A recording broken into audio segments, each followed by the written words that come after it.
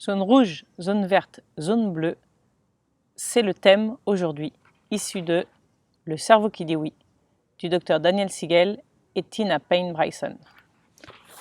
Bonjour, ici Coralie, du blog Les 6 doigts de la main, pour avancer ensemble sur le chemin de la parentalité positive. Alors voilà, aujourd'hui, je voudrais vous parler de ces zones dont parlent les auteurs du cerveau qui dit oui.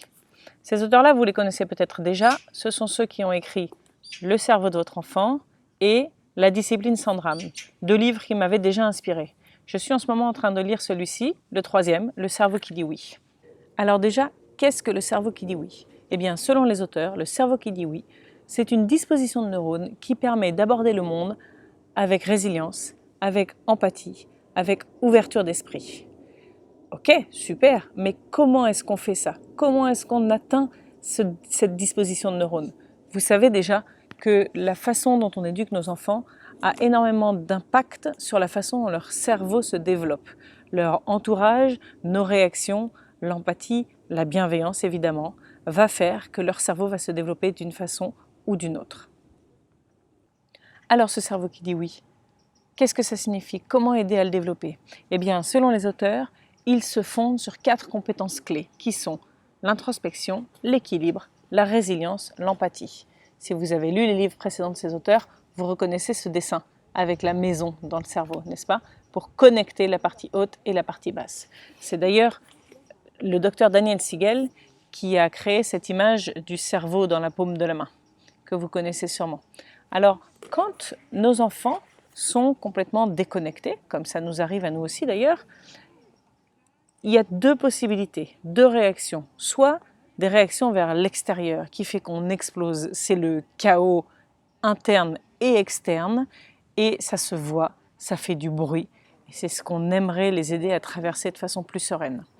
Et puis, il y a aussi un chaos émotionnel qui se traduit plutôt en termes d'immobilité, de repli sur soi. À ce moment-là, c'est peut-être le chaos à l'intérieur, mais à l'extérieur, au contraire, c'est un repli. C'est un moment où l'enfant se retire de son émotion parce qu'il n'y fait plus face.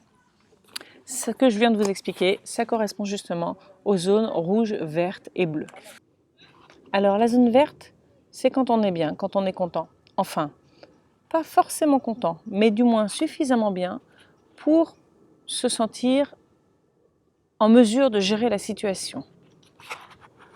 La zone rouge, c'est celle dans laquelle notre chaos émotionnel se traduit de façon externe. Et la zone bleue, c'est celle dans laquelle nos émotions nous mettent dans l'immobilité un petit peu.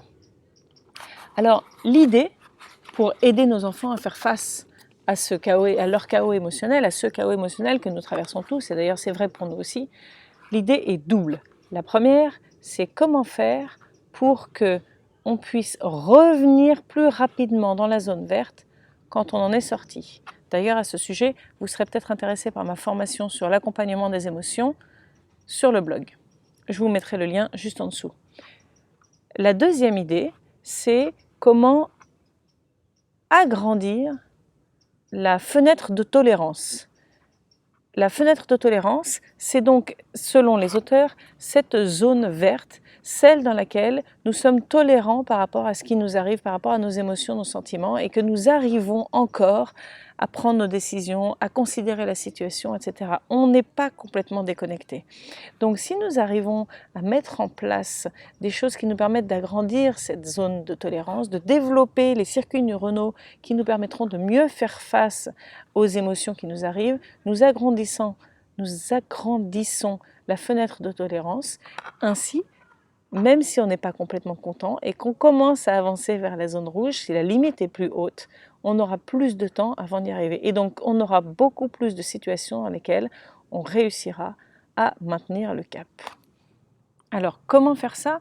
Eh bien, ma foi, il va falloir, comme moi, que vous attendiez que j'ai lu la suite du livre.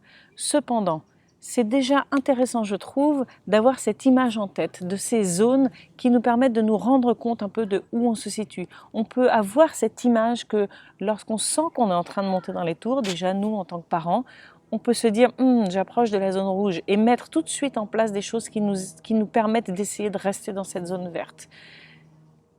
Je vais vous mettre dessous également un lien vers l'article de la roue des options, qui est quelque chose qui peut se développer avec les enfants et qui peut aider à se maintenir dans la zone verte quand on sent qu'on est en train d'en sortir, ou éventuellement revenir dans la zone verte quand on en est déjà sorti.